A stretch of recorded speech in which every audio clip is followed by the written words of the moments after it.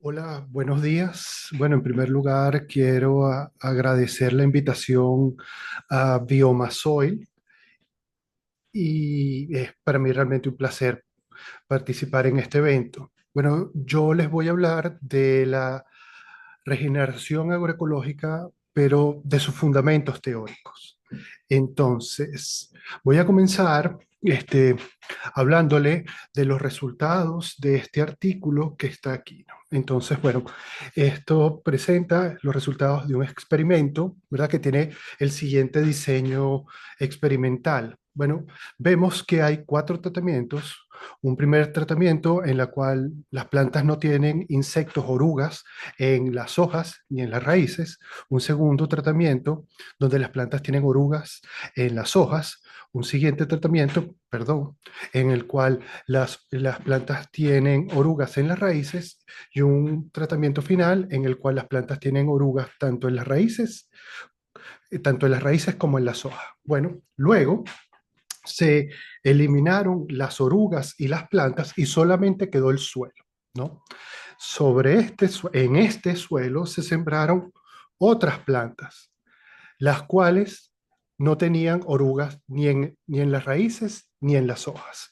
Y luego en estas plantas, bueno, tomando en cuenta que se lleva registro del suelo de esta, anteriormente era un suelo sin larvas, el suelo de esta era un suelo donde había larvas en las hojas, en este había larvas en las raíces y en este había larvas en las hojas y en las raíces, pero en este momento no tiene ningún tipo de larva. Y sobre estas plantas es sobre las cuales se hicieron las siguientes medidas, que son medidas de biomasa de las raíces y concentración de alcaloides, que como ustedes saben es una molécula que está relacionada con la respuesta al ataque de insectos, ¿no?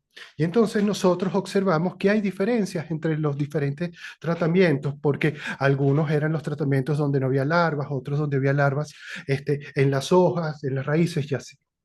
Pero lo que es realmente importante es que en el momento en que se hizo esta medición, ninguna planta tenía insectos. Entonces, ¿por qué vemos estas diferencias? Lo único que se mantiene constante, ¿verdad? Es el suelo. Es decir, que hay algo en el suelo que informa a estas plantas que no tienen insectos de la presencia en otro momento de los insectos. Y en un este, al inicio no se sabía a qué se debía esto y por eso se le llamó originalmente el legado del suelo. Hoy en día sabemos que esto se debe al microbioma del suelo. Es decir, un microbioma es un conjunto de microorganismos que se encuentran en un hábitat particular, por ejemplo, el suelo. Bueno, hoy sabemos que, y esto es algo que nosotros en lo cual hemos investigado mucho, más adelante les voy a hablar de esto, que el microbioma, por ejemplo, puede ser utilizado como una estrategia de adaptación a las plantas al cambio climático.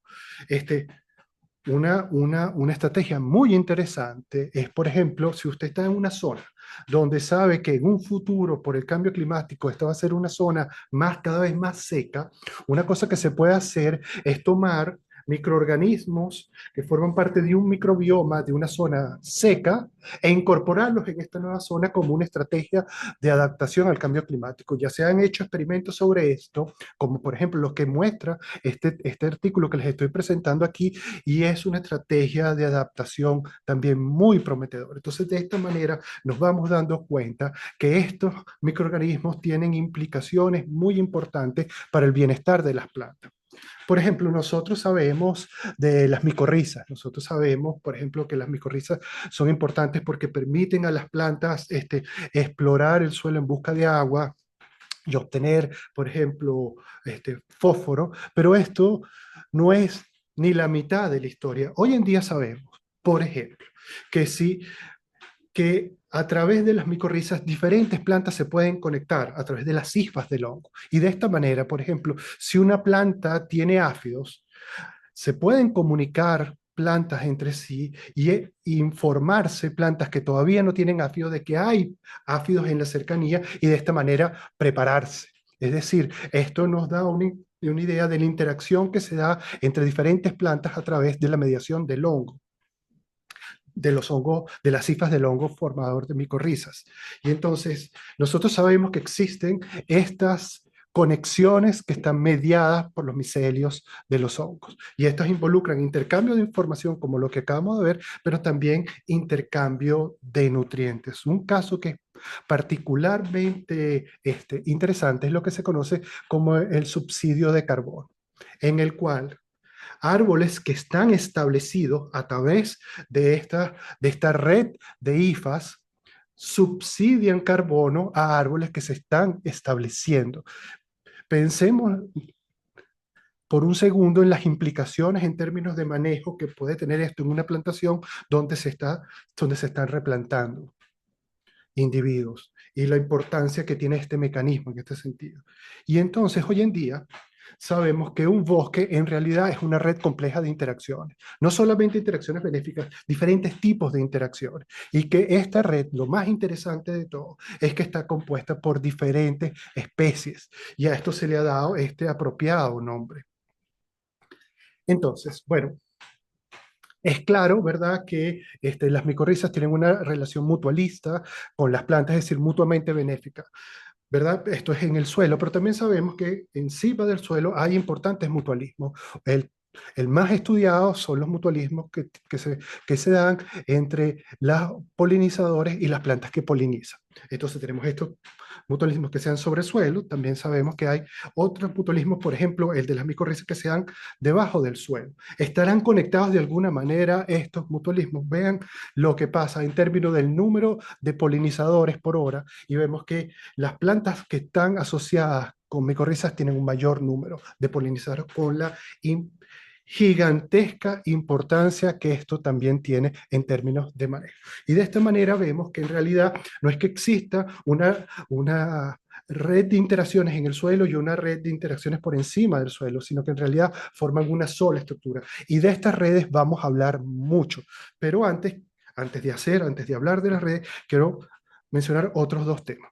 El primero tiene que ver con los endófitos, que son microorganismos que viven dentro de las plantas y que no les producen ningún tipo de daño, sino más bien le producen un conjunto de beneficios, como por ejemplo las preparan para respuesta contra fitopatógenos, disminuyen las tasas de herbivoría, modulan el estrés, bueno, y un conjunto muy amplio de beneficios que, bueno, estando aquí, Lorena y Javiera, quienes son reconocidas expertas en el área y que han hecho importantes aportes, bueno, no voy a profundizar en esto. Yo solamente les digo, luego de más de 20 años de experiencia en manejo ecológico de plagas, que esto es una de las cosas más revolucionarias que he visto en el área.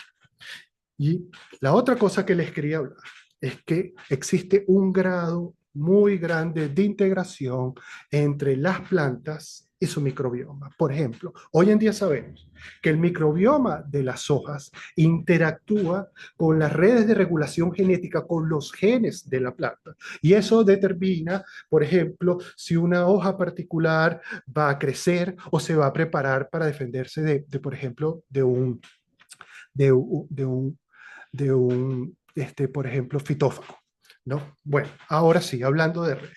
Bueno, miren, esto que está aquí es una representación, por ejemplo, en este caso de un monocultivo de maíz. Es una representación un poco abstracta, entonces déjenme mostrarles. Estos que están aquí se llaman nodos y cada uno de ellos, en este caso, representa una especie diferente.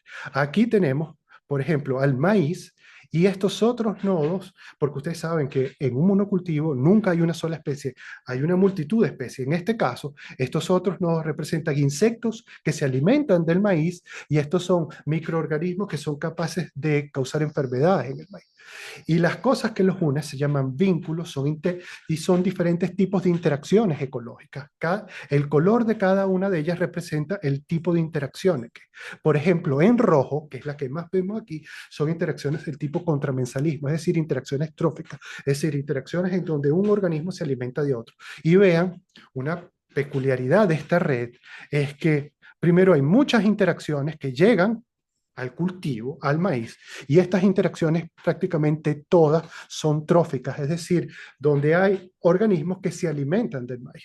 Vean, abajo vemos un sistema, un cultivo diverso, donde vemos que hay muchas más interacciones y que estas son de muchos tipos, o sea, hay un mayor número de tipos de interacciones ecológicas y además no hay ningún nodo, no hay ninguna especie que acapare todas las interacciones. Y esto se traduce, estas diferencias se traducen en el funcionamiento de estos sistemas, que es lo que vemos en los gráficos de al lado. Entonces, por ejemplo, para el monocultivo, ampliemos este gráfico. Y entonces, ¿qué es lo que vemos aquí?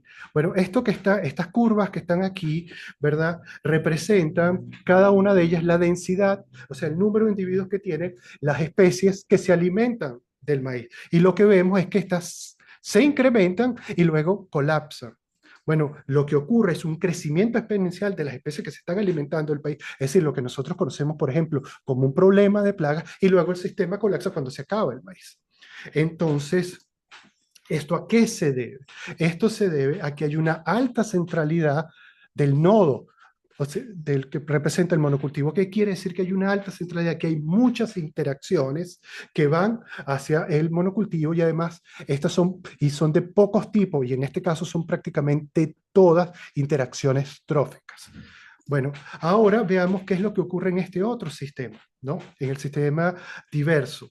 Bueno, aquí lo primero que vemos es que no hay un crecimiento exponencial y por lo tanto el sistema persiste. ¿Cómo ocurre esto? Bueno, si ustedes, por ejemplo, les llama la atención qué es lo que está pasando aquí, en esta zona que estoy resaltando, bueno, miren, esto que ustedes ven aquí es la típica dinámica de un depredador presa que se conoce en ecología. Si uno tiene múltiples sistemas como estos, que se relacionan entre sí, se obtienen este tipo de dinámica. ¿Y qué son este múltiples sistemas? Bueno, esto es que así como hay insectos que se alimentan de las plantas, o organismos que se alimentan de las plantas, hay otros organismos que se alimentan de los que se alimentan de las plantas. Y eso permite que el sistema se autoorganice mediante estas interacciones y eso es lo que le da, eso es lo que hace que este sistema no sea propenso a experimentar situaciones de plagas. Bueno, si bien estas redes que les estoy presentando son complejas, la realidad puede ser aún mucho más compleja como esta red que estamos viendo aquí, ¿no? Sin embargo, esta red que se ve como algo que no tiene mucho sentido, presenta una estructura interna, está compuesta de muchas subredes, subgrafos se llama, y eso le da una estructura clave a esto, que es modularidad, presenta comportamiento. Estas, entonces, hemos visto tres características que son fundamentales. El cultivo debe tener una baja centralidad, debe haber una mayor diversidad de interacciones, particularmente interacciones que sean positivas como los mutualismos y los comensalismos, y además debe haber comportamiento. Estos son elementos de estructura que debemos favorecer en estos sistemas.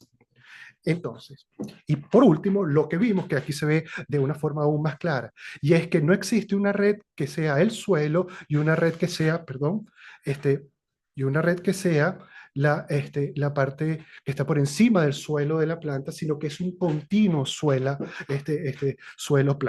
Entonces, nuestro interés en términos de funcionamiento del agroecosistema es pasar de sistemas como esto que estábamos viendo, donde hay una alta centralidad y que no son persistentes, a sistemas como estos que presentan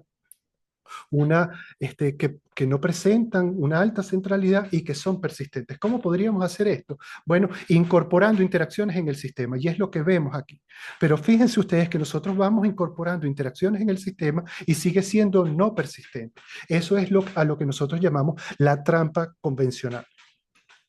Y luego vean ustedes que hay un punto, que es un punto crítico del sistema, a partir del cual si incorporamos interacciones, cada vez hay mayor persistencia. Y vean ustedes cómo es el funcionamiento, en este caso, del cultivo diverso. Vean ustedes que a pesar que disminuimos las interacciones, el sistema sigue siendo completamente persistente. Esto es algo que es Suena raro, ahorita vamos a ver claramente a qué se debe, pero les quiero decir que esto que estamos viendo aquí son resultados de simulaciones de modelos matemáticos que concuerdan perfectamente con la evidencia que tenemos de campo. Por ejemplo, entre la comparación de sistemas a nivel de microbioma del suelo, entre sistemas persistentes y sistemas que no son persistentes. ¿Qué es lo que está pasando? Bueno, en realidad lo que tenemos es que tenemos los dos sistemas. Los sistemas no persistentes, no sustentables y el sistema alternativo de, de regeneración agroecológica. Bueno, entonces, fíjense ustedes, si yo estoy en este sistema e introduzco algunas modificaciones, pero no son suficientes, el sistema va a tender a regresar a este punto, porque todo esto que está aquí es la cuenca de atracción de este tipo de sistemas. Entonces, esto que nos dice, para nosotros poder pasar al otro lado, ¿verdad? A esta otra cuenca de atracción del sistema regenerativo agroecológico, hace falta pasar este punto. Es decir, no basta con pocas modificaciones. Y en este sentido, nosotros ya teníamos estos resultados, no los habíamos publicado aún, cuando el gobierno de Sri Lanka planteó una medida para hacer una transición hacia la agricultura orgánica, y esta medida era que prohibió los fertilizantes químicos sintéticos. Nosotros inmediatamente supimos que eso iba a fracasar, porque con un solo paso no es suficiente. Y de hecho, a la vuelta de un año fracasó. Por supuesto que lo que nosotros nunca nos imaginamos es que este fracaso iba a ser tan grande que iba a terminar con que iban a derrocar a ese gobierno. Pero ¿cuál es la enseñanza que esto nos trae? Esto nos dice que no hay que desesperarse en la transición porque es un proceso donde hay que introducir múltiples modificaciones en el sistema, y es algo que nosotros ya desde hace mucho hacemos para transformar este tipo de sistemas en este otro tipo de sistemas. Y ahorita, ¿verdad? La frontera, el área hacia donde se están realizando todas las investigaciones y que es el área que es más prometedora y que ha tenido los mejores resultados, es lo que se conoce como la transformación del bioma. Como les he dicho, nosotros hemos hecho muchos experimentos sobre esto para la adaptación, por ejemplo, al cambio climático a gran escala, y entonces es realmente este el siguiente paso que hay que dar. Entonces, yo creo que a este punto les he presentado suficiente evidencia como para hablarles del concepto que realmente les quería hablar. Es un concepto que originalmente propuso Lynn Margulis, a quien tal vez ustedes recuerden por la teoría de la endosimbiosis, que es una teoría que da cuenta del origen de ciertos orgánulos celulares como la mitocondria o los cloroplastos, ¿no? Mucha gente piensa que este fue el único aporte de Margulis, pero en realidad hizo otros aportes que son inclusive más importantes, pero que han estado durante algún tiempo por debajo, han pasado por debajo de la alfombra, están debajo de la alfombra. Bueno, les voy a mostrar una cosa, que es les voy a hablar de esto con un ejemplo tomado de un libro de la propia Margulis, y habla de una termita. Por ejemplo, si uno piensa en una termita, típicamente en lo que uno piensa es que se alimentan de madera. Ahora, ¿cómo puede una termita alimentarse de madera? Lo hace porque en su sistema, el microbioma de su sistema digestivo le permite hacer esto. Es decir, este microbioma es lo que permite a la termita sobrevivir y que la colonia se reproduzca. Estos son los componentes directos del fitness. Y si ustedes lo piensan, lo mismo ocurre con nosotros, y como hemos visto, lo mismo ocurre con la planta. Entonces, Margulis nos dice, ¿qué sentido tiene que nosotros pensemos como nos enseñaron a hacerlo? Por ejemplo, cuando yo estudié en las facultades de agronomía, a pensar en la planta como algo separado del resto, por ejemplo, separado de este microbioma. Y es por eso que ella introdujo el término del holobionte. Y esto es algo tan importante que les voy a leer. Entonces, un holobionte se refiere a una unidad biológica compuesta por un organismo hospedador, por ejemplo, la planta, con todos los microorganismos con los cuales se encuentra asociada. Esta asociación simbiótica funciona como un sistema integrado, donde el hospedador y sus microorganismos contribuyen conjuntamente a la fisiología, al desarrollo, a la salud y a la adaptación del conjunto. Entonces, el concepto del holobionte resalta la interdependencia ecológica, pero también evolutiva, entre el hospedador y su microbioma, reconociendo que la identidad y función de un organismo no puede comprenderse completamente sin considerar a su microbioma asociado. Esto es algo que es radicalmente diferente a la visión convencional que tenemos de una planta y por lo tanto del manejo que hacemos de un agroecosistema. De hecho, esto es algo tan radical que representa unos nuevos lentes ecológicos que nos permite entender la importancia que tiene todo este conjunto de interacciones que se dan entre la planta y su microbioma.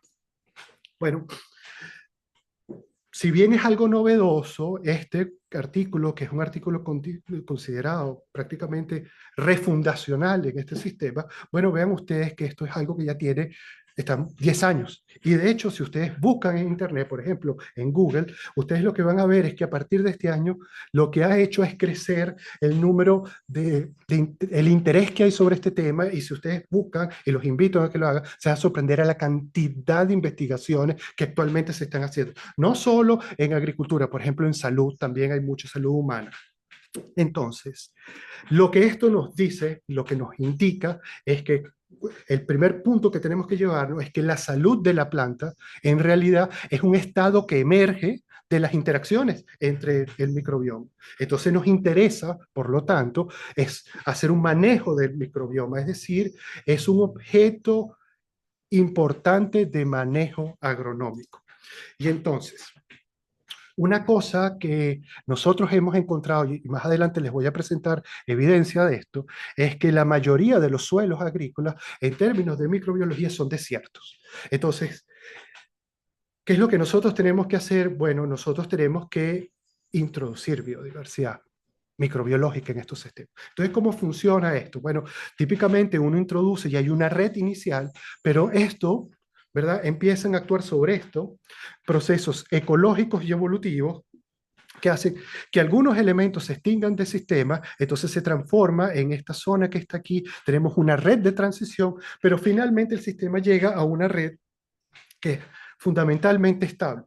Entonces, nuestro objetivo en términos de manejo es crear las condiciones en términos de biodiversidad y de manejo del sistema que permitan que esta red final sea lo que nosotros llamamos una red ideal.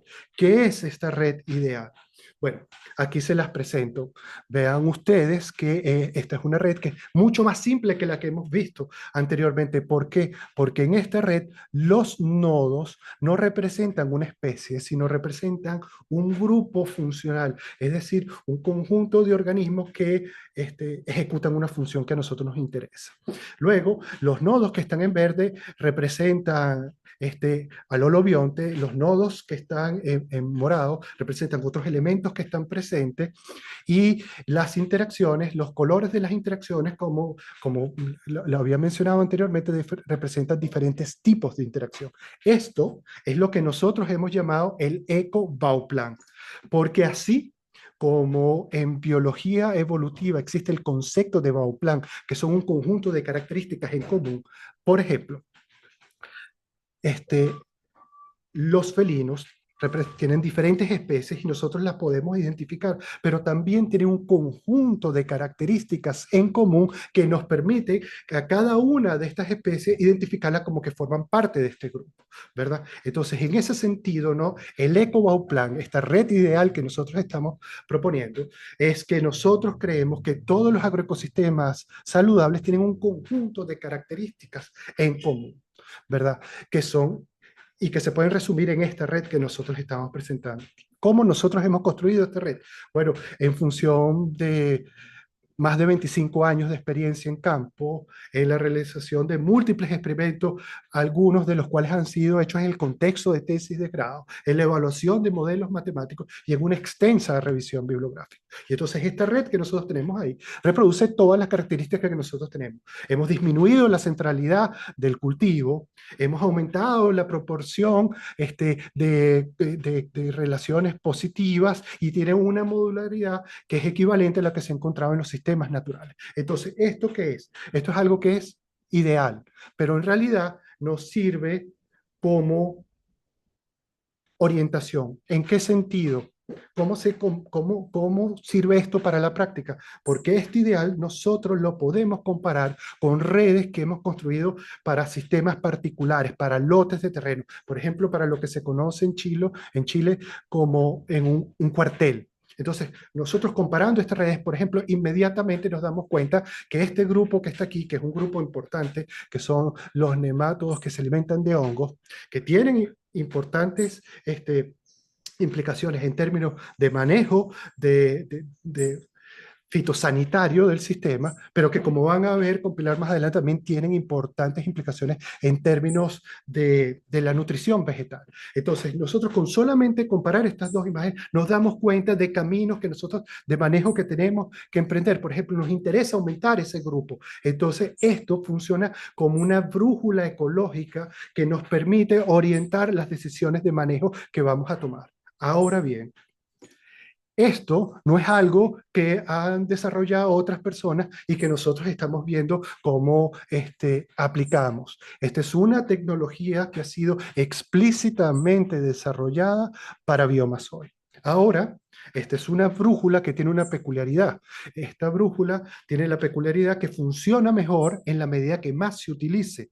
Y en ese sentido, hemos tenido la buena suerte que esta propuesta ha sido bien recibida y ya tenemos mucha información. De hecho, tenemos mucha información sobre diferentes sistemas reales, tanta que no puedo explicar, que no puedo comentársela una a una, pero sí les puedo decir cosas en términos generales que hemos encontrado. Uno, que es algo que era de esperarse, es que no hay dos sistemas iguales. Pero lo otro, de lo cual ya les había hablado, es que todos estos sistemas necesitan restablecer su funcionalidad biológica. Es decir, es necesario, ¿verdad?, en estos sistemas incrementar, por ejemplo, algunos de los nodos de los que estábamos hablando y disminuir el tamaño de otros. Ahora, ¿cómo hacer esto en la práctica? Bueno, entonces una cosa es haciendo ingeniería del microbioma. Entonces, a continuación, en las charlas de Pilar y y de Lorena, ustedes van a ver productos y tecnologías específicas que permiten hacer eso, entre otras cosas. Y en la charla de Carlos, entre otras cosas, ustedes van a ver una herramienta que nosotros hemos llamado el diagnóstico holístico, que es algo muy innovador, que entre otras cosas nos permite obtener los datos para construir estas redes, pero que además está diseñado para que sea amigable, fácil de interpretar para el agricultor. Y bueno, de esta manera termino y dándole las gracias.